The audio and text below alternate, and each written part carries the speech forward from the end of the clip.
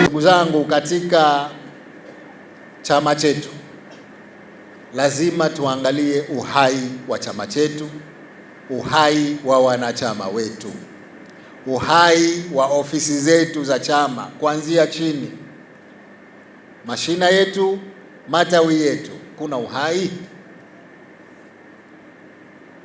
Maana tusije tukawa uhai wetu unakuwepo siku za uchaguzi.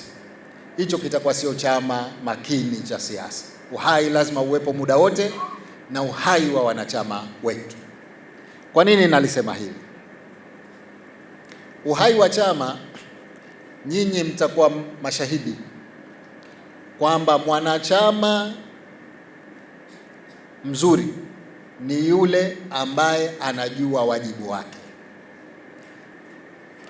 Hakuna nchi iliyokuwa ina mwamko wa kisiasa kama Zanzibar. Leo generation mpya wamesahau au hawajui historia ya mapinduzi. Wanaona bwana, kuna nini, tutashinda tu. Tatizo nini? Tufanye kazi ya kuwaelimisha kwamba ushindi unapatikana kwa kura, si kwa maneno, si kwa yena, si kwenye mikutano ya hadhara. Umoja wetu wana CCM, umoja ndani ya chama. Tunalo tatizo kubwa ndani ya Chama cha Mapinduzi. Kila wakati wa uchaguzi tunakuwa tuna makundi, na makundi ni kawaida katika siasa.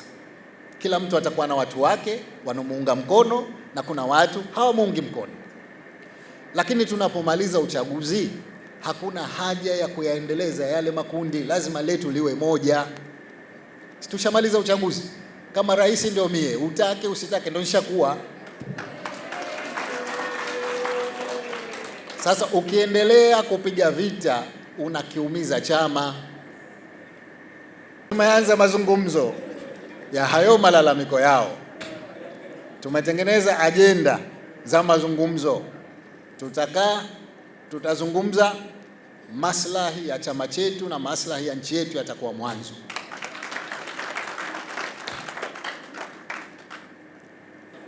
Kwa sababu nia yetu ni njema, dhamira yetu ni njema ya kuleta umoja katika nchi hii, ya kuleta amani katika nchi hii. Mazungumzo hatutoyakataa, tutaendelea. Katika kipindi chote cha mchakato wa uchaguzi mkuu, hali ya kisiasa ndani ya mkoa chama ni nzuri. Ilikuwa wananchi wanashughulikia shughuli zao za kujiletea maendeleo. Mahusiano ya chama na serikali. Mahusiano ya chama na serikali katika mkoa wa Kaskazini Unguja ni mazuri sana, kwani tunafanya kazi nzuri kwa kushirikiana na ofisi ya mkuu wa mkoa. Baadhi ya miradi iliyokuwemo ndani ya serikali. Tunaipongeza serikali ya awamu ya 4 kwa kutekeleza vyema miradi yake kupitia mkoa wa Kaskazini Unguja. Miradi yenyewe ni kama hii ifuatayo: mradi wa kituo cha umeme kilichokuwa kule Matembo chenye thamani cha bilioni 26.8, uwanja wa mpira wa Kijini wenye thamani ya bilioni 8.5, barabara ya Kijini yenye thamani ya bilioni 18.8, barabara ya Kazole Matetema yenye thamani ya shilingi bilioni 7.8, uwanja wa mpira wa mkoa uliokuwa Pangatupu wenye thamani ya bilioni 11.6, na shule ya Dahalia ya Donge yenye thamani ya bilioni 1.8.